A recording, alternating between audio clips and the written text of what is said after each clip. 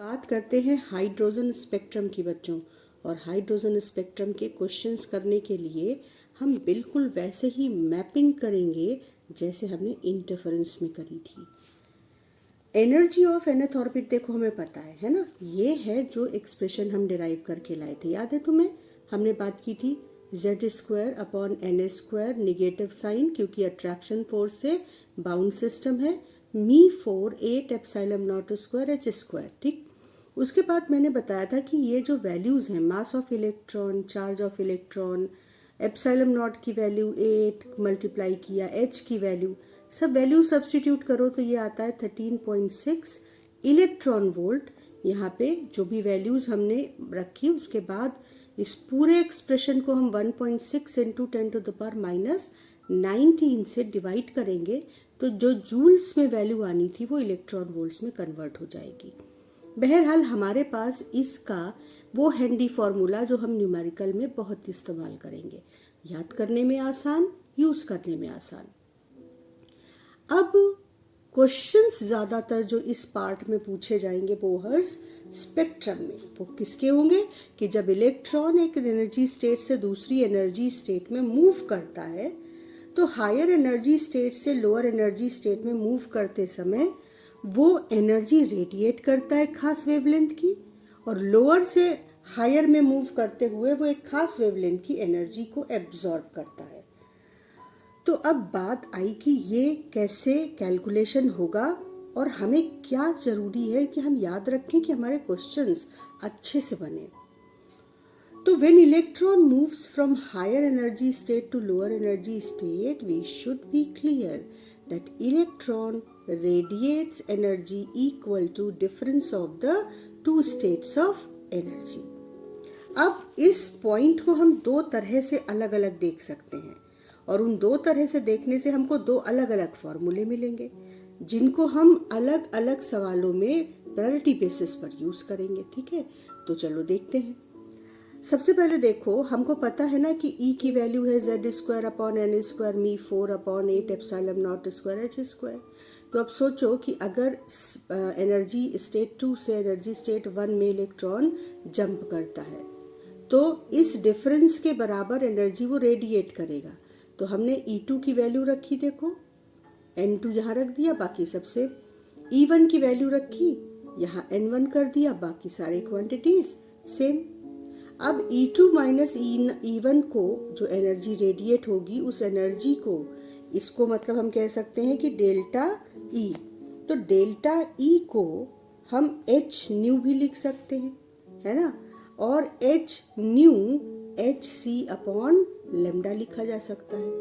तो अब hc upon lambda इस एक्सप्रेशन की जगह लिख दिया, और यहाँ पर जो कॉमन हो रहा था वो टर्म कॉमन लिया, तो ब्रैकेट में बचेगा 1/n1²। देखो ये माइनस माइनस प्लस हो जाएगा, 1/n1² माइनस 1/n2²। यहाँ से h और c को इधर ले आए तो ये जो एक्सप्रेशन है ये रिडबर्ग कांस्टेंट के एक्सप्रेशन में बदल गया। ये रिडबर्ग कांस्टेंट का एक्सप्रेशन है। अगर हम इस h और c को इधर ले आए तो h³ हो जाएगा और c एक टर्म और हो गया इसमें ऐड।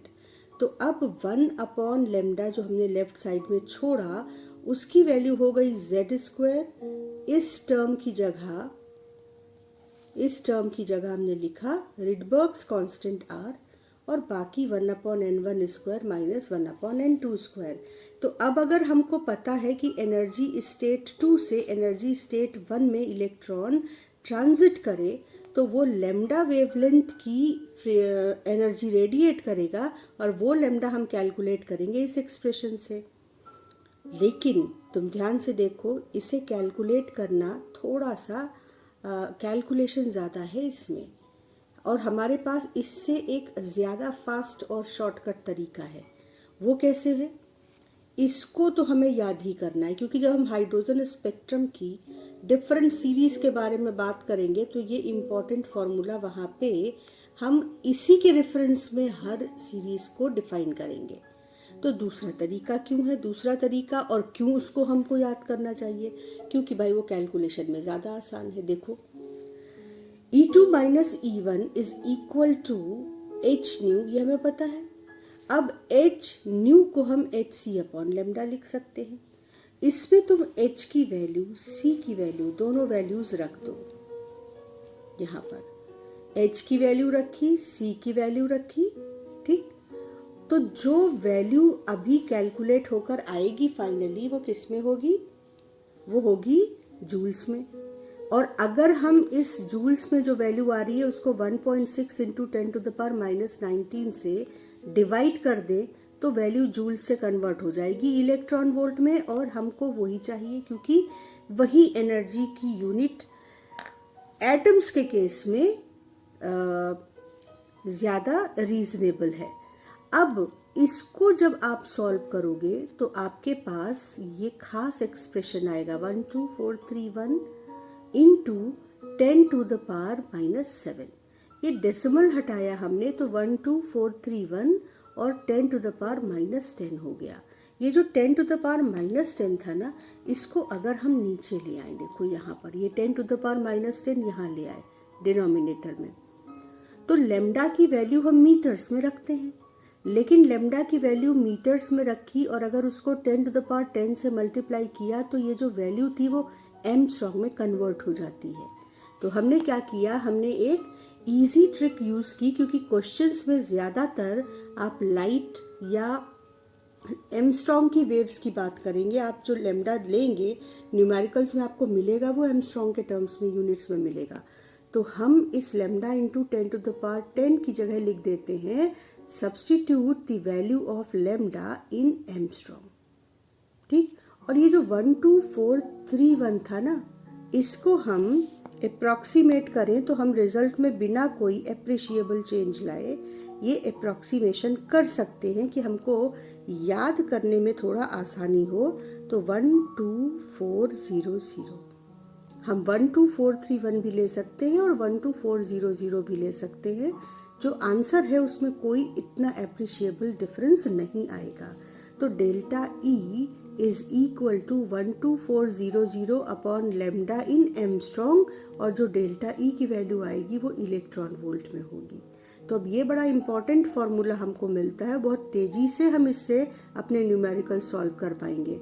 अगर हमको डेल्टा ई दिया है और लेमडा कैलकुलेट करना है, या लेमडा दी है और हमें ये पता करना है कि किस एनर्जी स्टेट से किस एनर्जी स्टेट में ट्रांजिशन हुआ, तो दोनों ही काम इस एक्सप्रेशन से आसान हो जाएंगे। तो अब हमारे पास दो फॉर्मूले हैं जो हम न्यूमेरिकल में बहुत ज़्यादा यूज़ करेंगे। तो ये हमारे फॉर्मूलों की उस लिस्ट में आ जाना चाहिए जो मॉडर्न फिज़िक्स में हमको लर्न करने हैं, क्योंकि मॉडर्न फिज़िक्स में फॉर्मूले की एक बड़ी लंबी फहरिस्त है जो न्यूमेरिकल करने के लिए याद होनी ज़रूरी है। तो एक तो ये होगी, ध्यान से देखो इसको, close your eyes and then again visualise it, फिर 2 बार लिखो इसको। Focus is the best way to memorise things. और अब ये दूसरा फॉर्मूला, ये वाला, हमें पता हो कि किस एनर्जी स्टेट से किस एनर्जी स्टेट में ट्रांजिशन हुआ है और किस एलिमेंट के बारे में बात कर रहे हैं। रिडबर्ग कांस्टेंट की वैल्यू, ये अगर हमें याद है तो ठीक है, नहीं तो क्वेश्चन पेपर में ये गिवन भी रहती है। तो अब आ गए हम लोग हाइड्रोजन स्पेक्ट्रम यानी एनर्जी लेवल डायग्राम पर। सबसे पहले हमें एनर्जी लेवल डायग्राम समझना होगा, तब हम समझ पाएंगे कि हाइड्रोजन स्पेक्ट्रम क्या है और कैसा मिलता है। तो हाइड्रोजन के एनर्जी लेवल डायग्राम का मतलब क्या हुआ बच्चों? हम लोग जानते हैं कि इलेक्ट्रॉन न्यूक्लियस के चारों ओर रिवॉल्व करता है और सेंटर पर न्यूक्लियस होता है जिसमें प्रोटॉन होते हैं और न्यूट्रॉन होते हैं, और इलेक्ट्रॉन चारों ओर की ऑर्बिट्स में रिवॉल्व करता है। और बोहर ने जो खास बात बताई वो ये कि जो ऑर्बिट्स हैं वो खास पर्टिकुलर एनर्जी के इलेक्ट्रॉन्स को रिवॉल्व करने के लिए ऑक्यूपाई करने देती हैं, और उसके बाद अगली एनर्जी लेवल भी एक स्पेसिफिक एनर्जी लेवल होता है जिसमें इलेक्ट्रॉन्स रिवॉल्व कर सकते हैं।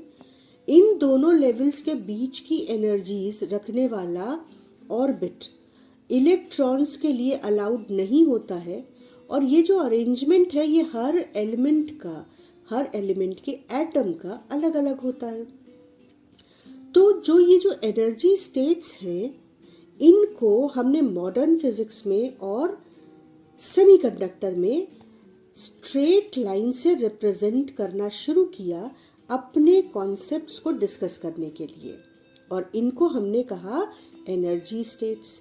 अब इन एनर्जी स्टेट्स की एनर्जीज कितनी हुई ये हम अभी डिस्कस करके आए हैं पीछे। कैसा होता है ये एनर्जी स्टेट का formula? It is E of nth orbit is or nth energy state is equal to minus 13.6 upon n square for hydrogen, क्योंकि हाइड्रोजन के लिए z इक्वल टू हो जाता है 1, ठीक है ना। अब आता है टाइम हमें बहुत फोकस होकर कुछ पॉइंट्स समझने के साथ साथ याद करने का। अगर n इक्वल टू 1 हो यानी हम न्यूक्लियस के ठीक बाद वाले, न्यूक्लियस के सबसे पास वाले ऑर्बिट की बात कर रहे हैं, तो n इक्वल टू 1 होगा उसका क्वांटम नंबर, और n इक्वल टू 1 यहाँ पर रख देंगे तो हमको एनर्जी मिलेगी -13.6 इलेक्ट्रॉन वोल्ट। तो फर्स्ट एनर्जी स्टेट ये जो लाइन है ये फर्स्ट एनर्जी स्टेट को रिप्रेजेंट कर रही है जो न्यूक्लियस के सबसे नज़दीक है, और इसकी एनर्जी है -13.6 इलेक्ट्रॉन वोल्ट। इसके बाद next orbit n equal to 2 quantum number का होता है, तो n इक्वल टू 2 जब हम इस फॉर्मूले में रखेंगे तो देखो क्या आएगा, -3.4 इलेक्ट्रॉन वोल्ट। अब इन दोनों एनर्जीज को कंपेयर करो, हमें एक एक बात पर गौर करना होगा। ये -13.6 इलेक्ट्रॉन वोल्ट है और ये -3.4 इलेक्ट्रॉन वोल्ट है, यानी अगर आप देखो तो जो एनर्जी की वैल्यू है वो बढ़ गई, क्योंकि -13.6 इलेक्ट्रॉन वोल्ट -3.4 इलेक्ट्रॉन वोल्ट से कम एनर्जी है, ये ज़्यादा निगेटिव है। मैंने इससे पहले कई बार बताया है कि फिज़िक्स में मोस्टली निगेटिव साइन डायरेक्शन को रिप्रेजेंट करता है, लेकिन यहाँ पर निगेटिव साइन इस बात को रिप्रेजेंट करता है कि न्यूक्लियस और इलेक्ट्रॉन एक अट्रैक्शन फोर्स से बंधे हुए हैं, बाउंड सिस्टम है, स्टेबल सिस्टम है, और अगर तुम चाहते हो कि जो इलेक्ट्रॉन इस एनर्जी स्टेट में है जिसकी एनर्जी -13.6 इलेक्ट्रॉन वोल्ट है वो न्यूक्लियस से अलग हो जाए, तो तुमको +13.6 इलेक्ट्रॉन वोल्ट की एनर्जी इलेक्ट्रॉन को देनी पड़ेगी, जिससे एनर्जी ऑफ इलेक्ट्रॉन 0 हो जाए। -13.6 उसके पास थी, +13.6 तुमने दी, एनर्जी ऑफ इलेक्ट्रॉन हो गई 0। एनर्जी ऑफ इलेक्ट्रॉन 0 होने का मतलब क्या हुआ कि there is no interaction, no attraction now between nucleus and electron, क्योंकि जब तक अट्रैक्शन फोर्स रहेगा तब तक ये निगेटिव साइन रहेगा। बाउंड सिस्टम के लिए निगेटिव साइन है, बाउंड सिस्टम का मतलब अट्रैक्शन फोर्स से बंधा हुआ।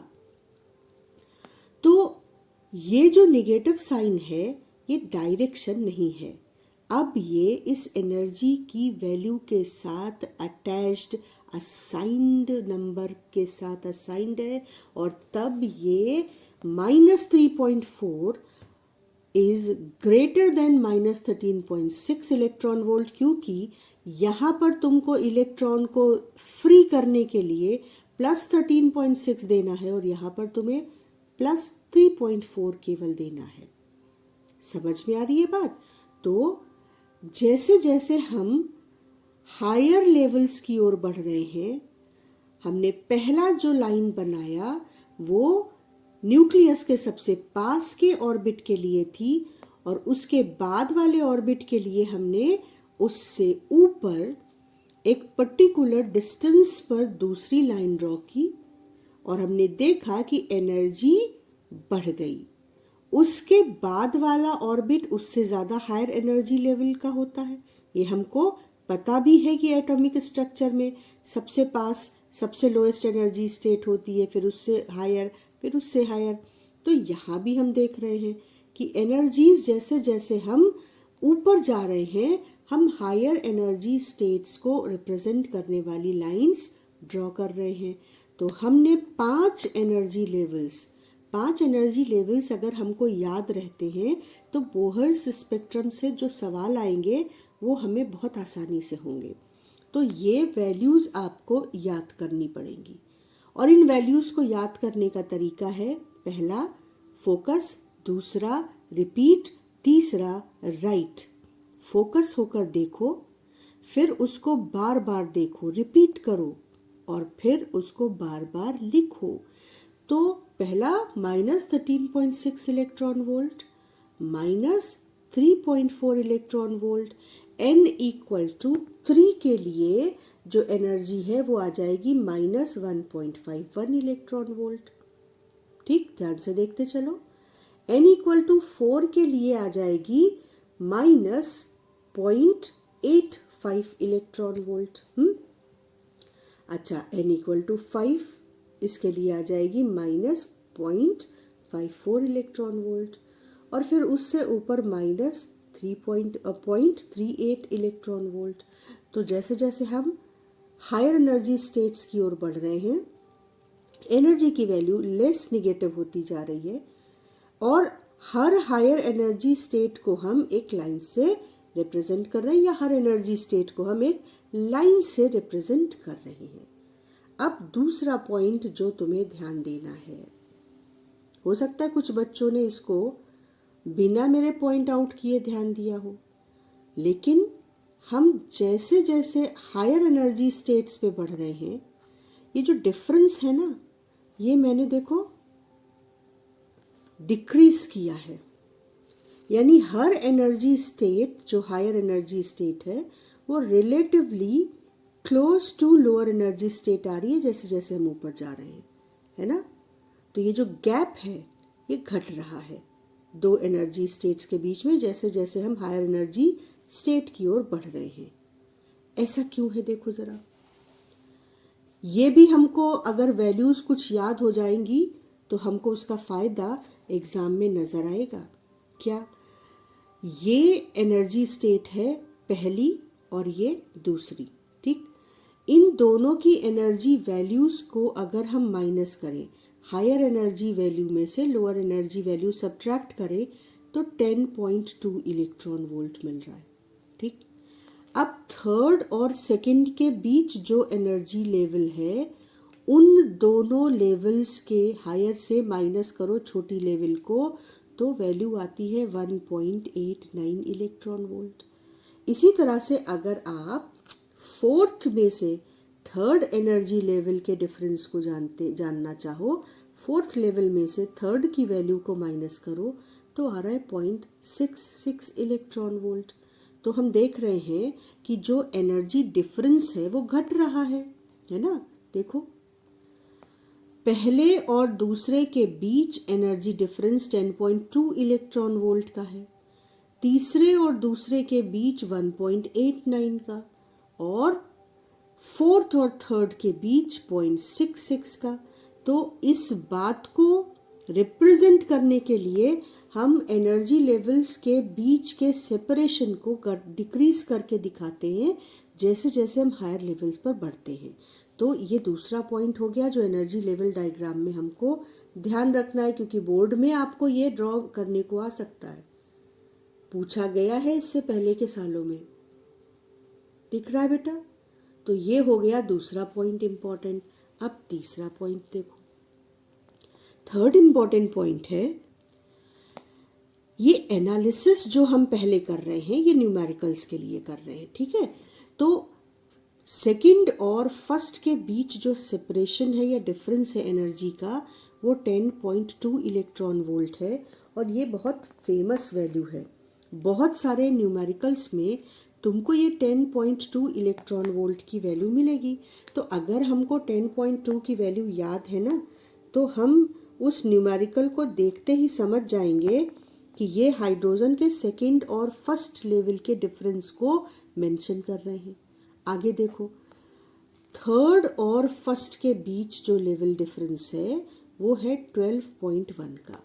1.51 में से 13.6 को माइनस करके ये वैल्यू आएगी। और फोर्थ और फर्स्ट के बीच जो डिफरेंस है वो फोर्थ की लेवल वैल्यू, एनर्जी वैल्यू और फर्स्ट की एनर्जी वैल्यू को डिफरेंस करोगे तो 12.7 आएगा। तो अब ये वैल्यूज़ ध्यान से देखो, 10.2, 12.1 और 12.7। ये वैल्यूज़ अगर हमें याद हैं तो कुछ सवाल में तो हम सवाल देखते ही आंसर समझ लेंगे कि ये थर्ड से फर्स्ट में ट्रांजिशन हो रहा है या फोर्थ से फर्स्ट में ट्रांजिशन हो रहा है या सेकंड से फर्स्ट में ट्रांजिशन हो रहा है। ये तीन वैल्यूज़ इम्पॉर्टेंट हैं और ये इम्पॉर्टेंट इस बेसिस पर है कि जितने सवाल पूछे जाते हैं उसमें ज़्यादा इन्वॉल्व ये एनर्जी लेवल्स होते हैं, फोर्थ, थर्ड, सेकंड और फर्स्ट। तो अगर हमें ये वैल्यूज़ याद रहेंगी तो हम फायदे में रहेंगे। इसके बाद तुम इन वैल्यूज़ को देखो, इन वैल्यूज़ में से अगर ये एक वैल्यू और याद हो जाती है तो जो पॉसिबिलिटी है कि ये एनर्जी लेवल्स इन्वॉल्व होते हैं वो पॉसिबिलिटी हमको बहुत हेल्प कर सकती है। ठीक, नहीं हो सकती है अगर ये याद तो कोई दिक्कत नहीं है, लेकिन ये वैल्यूज़ याद करना तो मस्ट है, ये बनता है, क्योंकि इनको याद करके आपको सवाल में बहुत फ़र्क पड़ने वाला है, टाइम का डिफरेंस बहुत काउंट होगा। और अगर ये वैल्यूज़ नहीं याद है तो आपको यहाँ से इस फॉर्मूले से फिर एनर्जी वैल्यूज़ कैलकुलेट करनी पड़ेंगी, बहुत लंबा टाइम लगेगा। ठीक, तो अब हमने 3-4 पॉइंट्स ध्यान से देखे। एक, ये वैल्यूज़, दूसरा सेपरेशन जैसे जैसे हम हायर लेवल पर बढ़ते हैं कम होता जा रहा है, तीसरा ये डिफरेंसेस सेकंड से थर्ड में, सेकंड से फोर्थ में और सेकंड से फिफ्थ में, इन डिफरेंसेस में भी एक पैटर्न सा है, 1.89, 2.55, 2.86, 2 के आसपास की वैल्यूज़ है। और इधर देखो, थर्ड से फोर्थ में, थर्ड से फिफ्थ में, थर्ड से सिक्स्थ में, ये सब 1 के आसपास की वैल्यूज़ हैं। ध्यान से करो इस बात को। अगर हाइड्रोजन स्पेक्ट्रम की बात हो रही है, सवाल हाइड्रोजन के स्ट्रक्चर से रिलेटेड है और हमको वैल्यूज़ दिख जाए तो देखो 1 के आसपास की वैल्यूज़ मतलब ट्रांसफ़र थर्ड से fourth, transition third energy level और हायर एनर्जी लेवल को इन्वॉल्व करके हो रहा है ट्रांजिशन। अगर डिफरेंस जो क्वेश्चन में दिया है वो 2 के आसपास का है तो ये सेकंड एनर्जी लेवल और हायर लेवल्स को इन्वॉल्व करके है।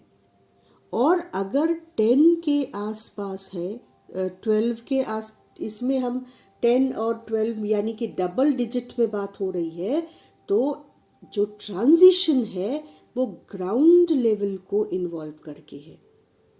ये एनालिसिस आपको पॉइंट वाइज अपने को मेंशन करते हुए नोट्स में लिखनी चाहिए, क्योंकि ये आपको धीरे धीरे करके इसमें बहुत मास्टर कर देगी कि आप सवाल देखकर उसको जल्दी से ट्रांजिशन के लेवल्स को गेस करके और क्वेश्चन को बहुत फास्ट तरीके से सॉल्व कर पाओगे। तो ये लेवल्स आपको बना लेने हैं और ये वैल्यूज़ आपको लिख लेनी है, मेंशन कर लेनी है। इससे फ़ायदा ये होगा कि धीरे धीरे इनको बार बार देखते देखते ये तुमको याद होंगे। और एकदम टॉप पे डॉटेड लाइन ऐसे हम बनाते हैं, ये हम आयनाइजेशन स्टेट मतलब जब इलेक्ट्रॉन अपने एटम को छोड़कर फ्री हो जाता है तो उसकी उस एनर्जी स्टेट को हम कहते हैं कि अब एटम आयनाइज्ड हो गया, इलेक्ट्रॉन आयनाइज्ड हो गया, इलेक्ट्रॉन ने एटम छोड़ दिया।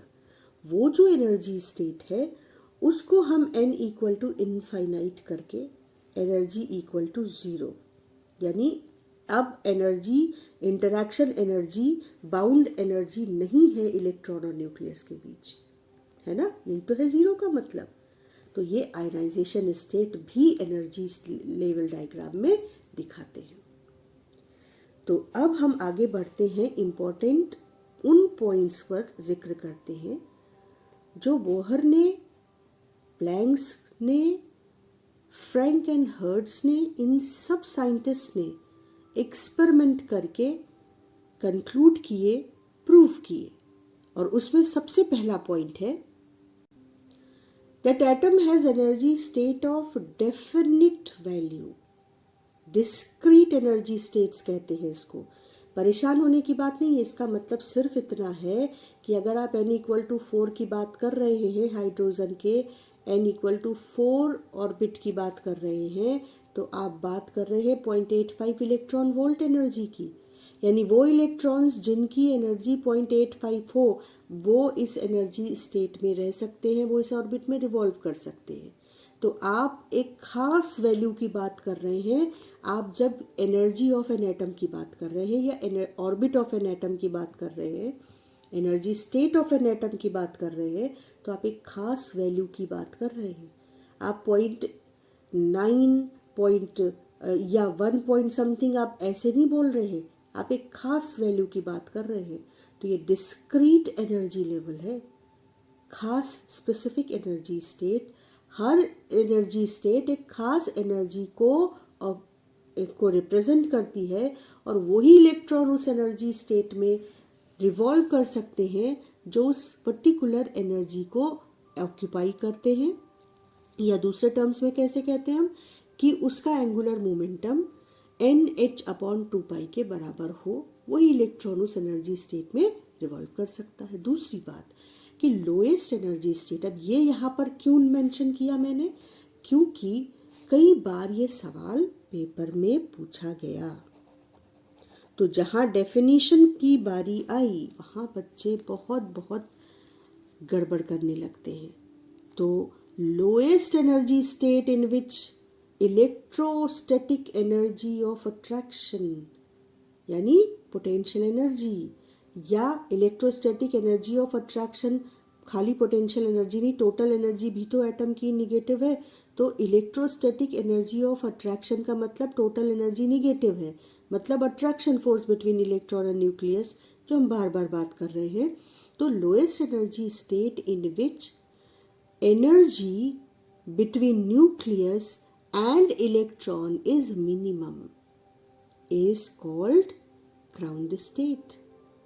यहाँ पर इलेक्ट्रोस्टैटिक एनर्जी ऑफ अट्रैक्शन का मतलब पोटेंशियल एनर्जी को भी रिफर कर रहा है कि जिस स्टेट में potential energy of the system minimum है उस स्टेट को हमने ग्राउंड स्टेट कहा है। ठीक, तो लोएस्ट एनर्जी स्टेट को हमने कहा ground state of the atom. तो आपको lowest energy state is called ground state, ये डेफिनेशन भी आप यूज़ कर सकते हैं वहाँ पे। और ये पूरा जो स्पेसिफिकेशन है, पूरा डिटेल है, वो भी लिख सकते हो कि lowest energy state in which electrostatic energy of attraction between nucleus and electron is minimum is called ground state. अब अगली पॉइंट को देखो। When electron gets appropriate energy, it rises to some higher energy state, stays there for 10 to the power minus 8 seconds, and we say that atom is in excited state. Electron higher energy state में जम कर गया कहीं से energy पाकर। अब 10 to the power minus 8 second के बाद it returns to the ground state. During this transition we know now that electron radiates energy। पर खास बात क्या थी? दो बातें खास थी। एक तो ये कि प्लैंक ने कहा, क्वांटम थ्योरी दी अपनी और कहा कि ये जो एनर्जी का एब्जॉर्प्शन किया इलेक्ट्रॉन ने और हायर एनर्जी स्टेट में गया, या एनर्जी का एमिशन किया जब वो हायर से ग्राउंड स्टेट में वापस लौटा, ये फोटॉन्स यानी एनर्जी बंडल्स के फॉर्म में होता है। अब इसे भी ज़रा फील करो, एनर्जी बंडल्स के फॉर्म में। मतलब कहने का ये था, अगर सीधी भाषा में बात करें तो ये कहने का मतलब था कि जब इलेक्ट्रॉन एनर्जी रेडिएट करता है या एब्जॉर्ब करता है तो कोई भी वैल्यू रेडिएट नहीं कर देता, कोई भी वैल्यू एब्जॉर्ब नहीं कर देता। वो खास एनर्जी की वैल्यू एब्जॉर्ब करता है और खास एनर्जी की वैल्यू रेडिएट करता है। उस खास एनर्जी की वैल्यू को हमने एनर्जी पैकेट कहा, फोटोन कहा, और कहा कि वो जो एनर्जी पैकेट या फोटोन है उसकी एनर्जी h न्यू होती है। h प्लैंक्स कांस्टेंट है और न्यू फ्रीक्वेंसी है उस रेडिएशन की। तो h न्यू एनर्जी पैकेट के फॉर्म में एनर्जी का रेडिएशन होता है, और h न्यू या तो रेडिएट होगा या 2h न्यू या 3h न्यू, लेकिन 1.5h new, 0.5h new, 2.5h new इस तरीके के फ्रैक्शन में फोटोन एनर्जी एमिट नहीं होगी। तो जो फोटोन एमिट हुआ या जो फोटोन एब्जॉर्ब हुआ वो integral multiples of h new होंगे। और क्या बात कही? और बात कही कि एटम्स जो एनर्जी एब्जॉर्ब फाइनली करेंगे, अगर हम h की वैल्यू रखें और जो फ्रीक्वेंसी की रेडिएशन एमिट हुई उसकी वैल्यू रखें, तो हम ये देखेंगे कि कुछ खास वैल्यूज़ किसी पर्टिकुलर एलिमेंट का एटम एब्जॉर्ब करता है या रेडिएट करता है। उन खास वैल्यूज़ के अलावा वो वैल्यूज़ रेडिएट नहीं करता है।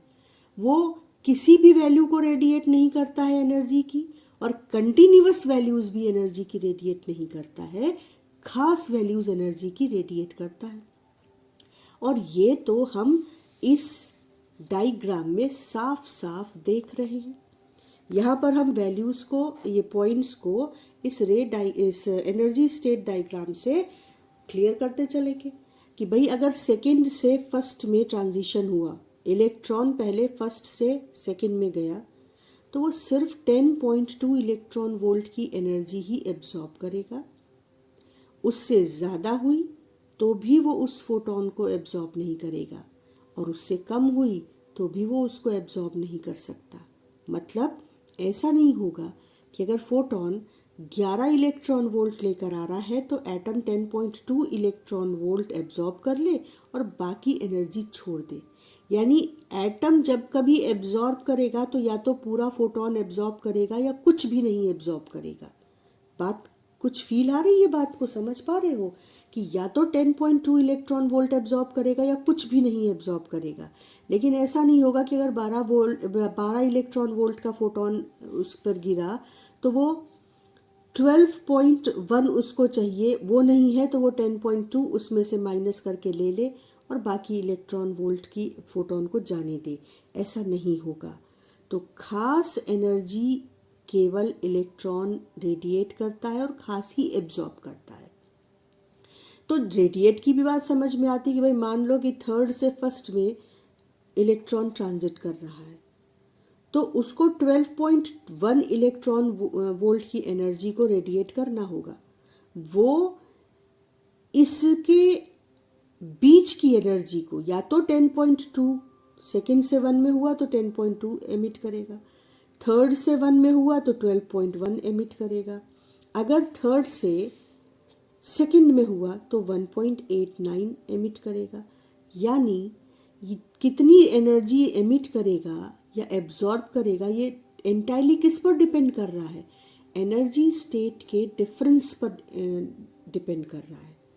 और एनर्जी स्टेट का डिफरेंस तो फिक्स है ना, क्योंकि एनर्जी स्टेट्स खुद ही फिक्स है।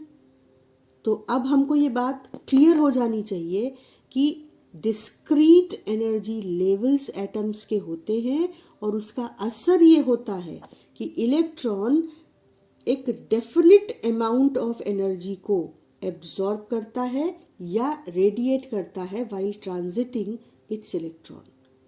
और फोटॉन्स या तो पूरा पूरा एब्जॉर्ब होता है या बिल्कुल नहीं एब्जॉर्ब होता है, फ्रैक्शन में एब्जॉर्ब या एमिट नहीं होता है। और इसके अलावा एक और पॉइंट है कि अगर इलेक्ट्रॉन को इतनी एनर्जी मिल जाए कि वो न्यूक्लियस, वो एटम को छोड़ दे, तो हम कहेंगे कि एटम क्या हो गया, आयनाइज हो गया। और उस वक्त उसकी एनर्जी कितनी हो जाती है, अगर वो एटम को जस्ट लीव करता है इलेक्ट्रॉन, इतनी एनर्जी उसको मिली होती है। यानी अगर हम हाइड्रोजन के केस की बात करें तो -13.6 इलेक्ट्रॉन वोल्ट इस एनर्जी स्टेट में, ये लोएस्ट एनर्जी स्टेट है हाइड्रोजन की, तो ये अभी हम सीख कर आए हैं, ये क्या कहलाएगी, ग्राउंड स्टेट ऑफ हाइड्रोजन। और अगर ग्राउंड स्टेट में है तो समझने वाली बात क्या है कि हाइड्रोजन में एक ही इलेक्ट्रॉन होता है और वो ग्राउंड स्टेट में होता है। तो अगर हाइड्रोजन के इलेक्ट्रॉन को आपको हाइड्रोजन एटम से बाहर निकालना है और हाइड्रोजन एटम को आयनाइज करना है, तो आपको उसे इतनी एनर्जी मिनिमम देनी पड़ेगी। जब इतनी एनर्जी हम दे देंगे तो इलेक्ट्रॉन एटम को छोड़ देगा और उसकी एनर्जी हो जाएगी ज़ीरो। तो आयनाइजेशन स्टेट हो गई एनर्जी ज़ीरो वाली स्टेट। और -13.6 इलेक्ट्रॉन वोल्ट ग्राउंड स्टेट हुआ, क्योंकि यही मिनिमम एनर्जी ऑफ अट्रैक्शन वाली स्टेट है। ठीक, तो अब ये जो पॉइंट्स हैं ये हमको एक एक करके नोट करने हैं, क्योंकि ये सब अगर हमको क्लियर हैं, समझे हुए हैं, तो फिर हम इस टॉपिक में बहुत कॉन्फिडेंट रहने वाले हैं। ठीक, तो हमको ये पॉइंट्स नोट करके याद करने हैं और ये एनर्जी स्टेट का डायग्राम और इसके जो डिफरेंट फैक्ट्स हैं, एनर्जी डिफरेंसेस हैं, तो वो कुछ बेसिक डिफरेंसेस जो यहाँ हाईलाइट किए हैं मैंने, ये अगर याद होंगे तो हमें बहुत फ़ायदा होने वाला है। अब हम लोग आते हैं कि हाइड्रोजन स्पेक्ट्रम पर बड़ी बात हो रही थी कि हाइड्रोजन स्पेक्ट्रम पढ़ना है, बोहर्स हाइड्रोजन स्पेक्ट्रम। तो क्या है ये hydrogen spectrum? Hydrogen spectrum is a line spectrum. और लाइन स्पेक्ट्रम क्या है, चलो पहले इसको समझ लेते हैं, फिर समझें कि हाइड्रोजन स्पेक्ट्रम दो तरह के मिलते हैं। देखो बच्चों, हाइड्रोजन के दो तरह के स्पेक्ट्रम मिलते हैं। अब स्पेक्ट्रम अगर मैं बात करूं तो इतना आइडिया तो तुम सबको है ना कि प्रिज्म से जब वाइट लाइट निकलती है तो 7 कलर्स में डिवाइड हो जाती है और उसको हम कहते हैं स्पेक्ट्रम। ठीक, रेनबो भी एक स्पेक्ट्रम है। यहाँ पर हम बात कर रहे हैं एटम के स्पेक्ट्रम की, तो ऑब्वियसली हम बात कर रहे हैं कि एटम से कुछ लाइट एमिट हुई या कुछ लाइट एब्जॉर्ब हुई और उसकी वजह से हमको एक अलग तरीके का स्पेक्ट्रम मिलता है जिसमें हमको एब्जॉर्ब्ड लाइंस दिखती हैं, मतलब ब्लैक लाइंस दिखती हैं। एब्जॉर्ब्ड लाइन का मतलब उन लाइंस की एब्सेंस दिखती है। तो इस बेसिस पर हाइड्रोजन के दो तरह के स्पेक्ट्रम स्टडी किए जाते हैं, एमिशन स्पेक्ट्रम और एब्जॉर्प्शन स्पेक्ट्रम। और हाइड्रोजन एटम का स्पेक्ट्रम लाइन स्पेक्ट्रम होता है, ये भी हम इसी डिस्कशन में समझने जा रहे हैं। अब ध्यान से पहले एमिशन स्पेक्ट्रम और एब्जॉर्प्शन स्पेक्ट्रम को हम साथ साथ समझेंगे। When electric discharge is passed through discharge tube which is filled with hydrogen gas at low pressure, देखो ध्यान से समझना, चाहे आप एक ट्यूब में, एक सिलेंडर में, एक डिस्चार्ज ट्यूब में आप गैस को भरो और उसको हीट एनर्जी दो, चाहे आपने इलेक्ट्रिक डिस्चार्ज उससे पास किया, आपने एटम्स को इलेक्ट्रिक डिस्चार्ज के थ्रू एनर्जी प्रोवाइड की। और कैसे गैस को प्रोवाइड की? जो लो प्रेशर पर उस डिस्चार्ज ट्यूब में फिल था। लो प्रेशर का मतलब एटम पास पास नहीं है, दूर दूर है, और इसकी वजह से एक एटम दूसरे एटम के असर से फ्री है, उसमें एक दूसरे पर असर एक एटम का दूसरे एटम पे कम है। यानी जब आपने इलेक्ट्रिक डिस्चार्ज पास किया तो गैस अपने एटॉमिक स्टेट में थी और आपको जो बिहेवियर देखने को मिलेगा वो एटम का डोमिनेट करेगा। लेकिन अगर एटम पास पास होते तो वो एक दूसरे पर असर डालते, एक दूसरे की इलेक्ट्रिक फील्ड एक दूसरे पर असर डालती, तो आपको एटॉमिक बिहेवियर की जगह उस ग्रुप ऑफ एटम्स का बिहेवियर दिखाई पड़ता। तो क्या बात समझ आ रही है तुमको कि इलेक्ट्रिक डिस्चार्ज पास करने का मतलब क्या हुआ और लो प्रेशर का मतलब सिग्निफिकेंस क्या हुआ? तो क्या हुआ कि electric discharge is pass through discharge tube which is filled with hydrogen gas at low pressure.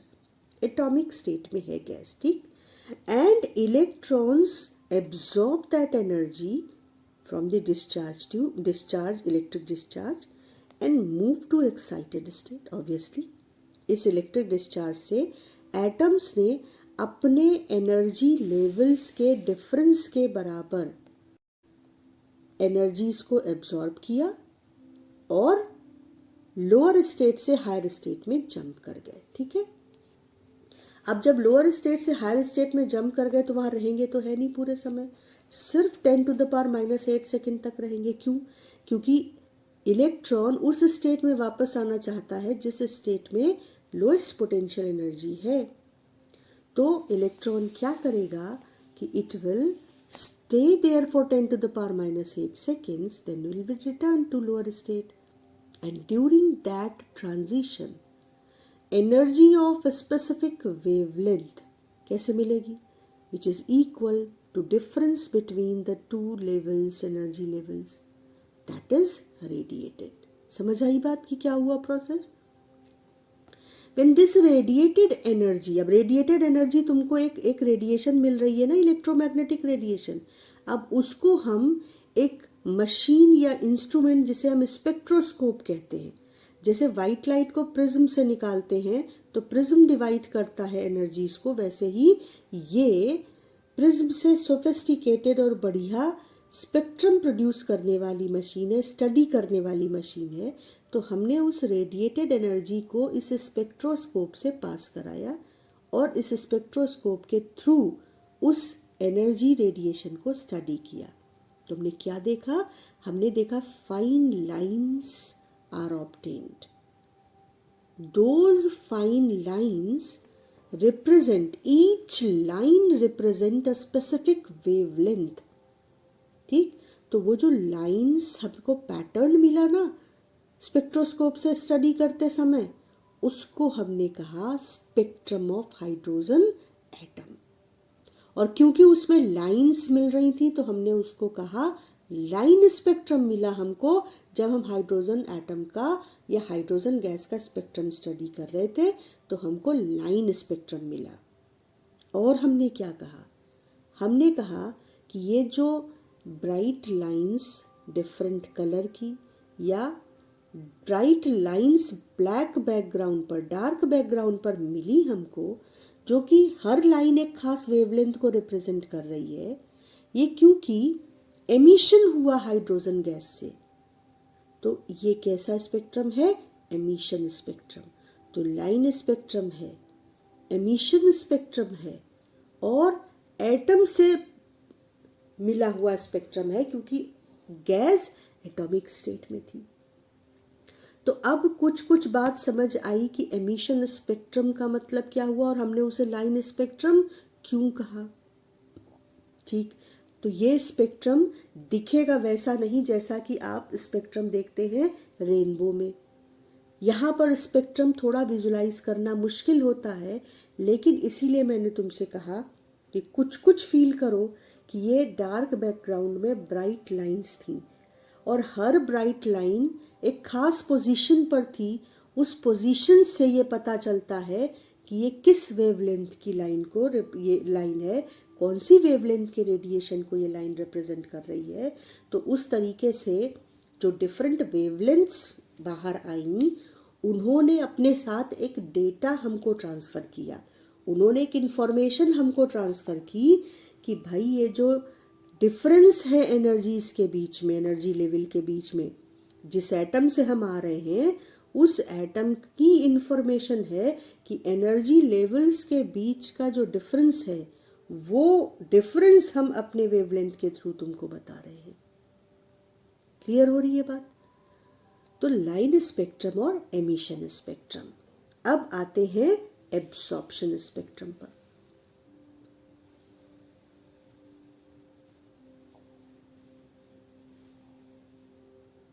Absorption spectrum में कहा गया कि when white light is passed through atomic hydrogen, वही एटॉमिक हाइड्रोजन मतलब डिस्चार्ज ट्यूब में लो प्रेशर पर white light को पास किया, and those photons of this white light which have energy equal to energy difference of two energy states. That energy which is equal to energy difference between the two states of that atom, that energy is absorbed by the atom or by the electron. क्योंकि उतनी energy जैसे ही electron को मिलेगी, electron lower energy state से higher energy state में jump कर जाएगा, तो वो एब्जॉर्ब करता है। दैट एनर्जी इज एब्जॉर्ब्ड, और जो बाहर निकली व्हाइट लाइट, ठीक है ना, इलेक्ट्रॉन का ट्रांजिशन हायर से लोअर से हायर में हो गया, लेकिन जो व्हाइट लाइट उस डिस्चार्ज ट्यूब से बाहर निकली, हमने उसको स्पेक्ट्रोस्कोप से गुजारा और स्टडी किया, तो हमने क्या देखा कि white light coming out of chamber is having dark lines in place of those absorbed wavelengths.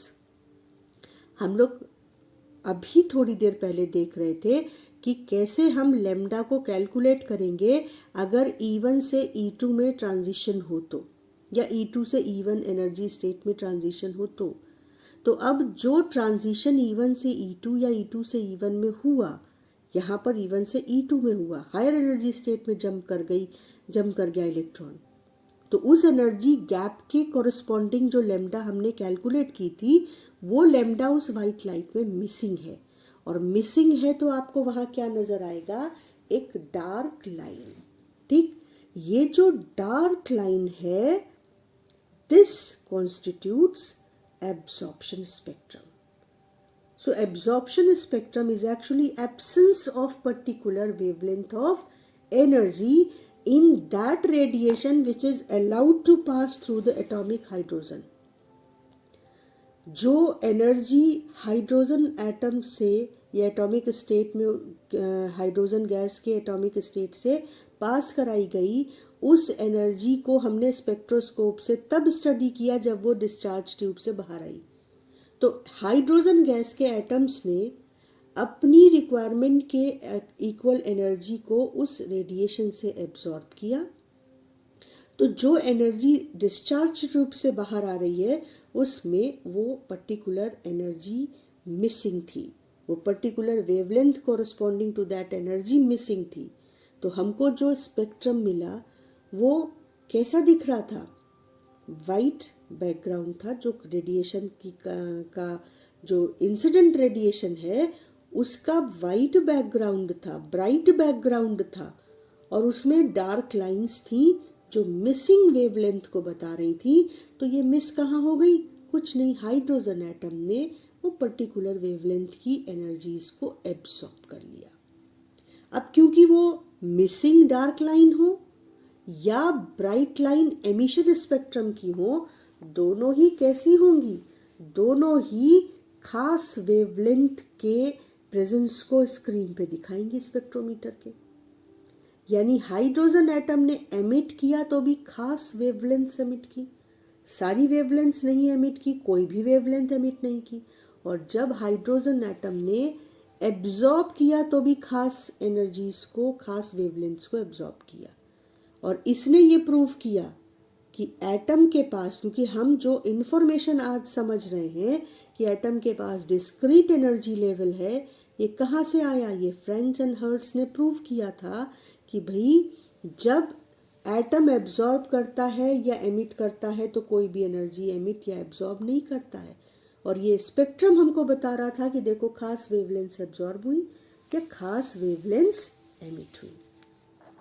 तो ये एमिशन एब्जॉर्प्शन और लाइन स्पेक्ट्रम की टोटल डिस्कशन थी, जो हमको ये बताती है कि हाइड्रोजन एटम से हमको कैसा स्पेक्ट्रम मिलता है। हमको लाइन स्पेक्ट्रम मिलता है और हम हाइड्रोजन स्पेक्ट्रम को दो तरीके से स्टडी करते हैं, एब्जॉर्प्शन स्पेक्ट्रम और एमिशन स्पेक्ट्रम। तो नेक्स्ट क्लास में हम लोग पढ़ेंगे सबसे पहले कि जो स्पेक्ट्रम यानी जो वेवलेंथ्स ब्राइट लाइंस के फॉर्म में या डार्क लाइंस के फॉर्म में मिली, वो वेवलेंथ्स एक खास ग्रुप या खास सीरीज को कॉन्स्टिट्यूट कर रही थी। वो सीरीज क्या है, उन सीरीज के कॉरस्पॉन्डिंग वेवलेंथ्स क्या है, और वो वेवलेंथ्स इलेक्ट्रोमैग्नेटिक स्पेक्ट्रम में कहाँ कहाँ पड़ती हैं।